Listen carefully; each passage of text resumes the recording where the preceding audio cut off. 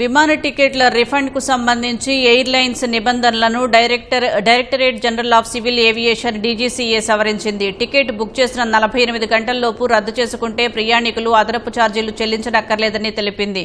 టికెట్లో మార్పులను సైతం ఉచితంగా చేసుకోవచ్చని తెలిపింది. అందుకు కొన్ని షరతులు వర్తిస్తాయని పేర్కొంది. టికెట్ బుక్ చేసుకున్న తర్వాత 48 గంటల వరకు లుకిన్ ఐచ్ఛికాన్ని ఇవ్వాలని విమానయాన సంస్థలను డీజీసీఏ ఆదేశించింది. ఆ వ్యవధిలో టికెట్ రద్దుకు, మార్పులకు అదనపు రుసుములు ఉండవని తెలిపింది. ఎంచుకున్న కొత్త తేదీలో టికెట్ ధరలో మార్పులు ఉంటే ఆ మేరకు చెల్లించాల్సి ఉంటుందని వివరించింది. ప్రయాణ తేదీ 7 రోజుల కంటే తక్కువ ఉన్న దేశీయ ప్రయాణికులకు, 15 రోజుల కంటే తక్కువ ఉన్న విదేశీ ప్రయాణికులకు మాత్రం నూతన నిబంధనలు వర్తించవని వివరించింది. పేరులో ఏమైనా తప్పులు దొర్లినట్లు ప్రయాణికులు గుర్తించి టికెట్ బుక్ చేసిన 24 గంటల్లోపు చెబితే ఎలాంటి ఛార్జీలు ఉండవని డీజీసీఏ వెల్లడించింది. విమానయాన సంస్థల వెబ్సైట్ లేదా వారి ఏజెంట్ల నుంచి టికెట్లు కొంటే రిఫండ్ ప్రక్రియను 14 పని దినాల్లో పూర్తి చేయాలని డీజీసీఏ ఆదేశించింది.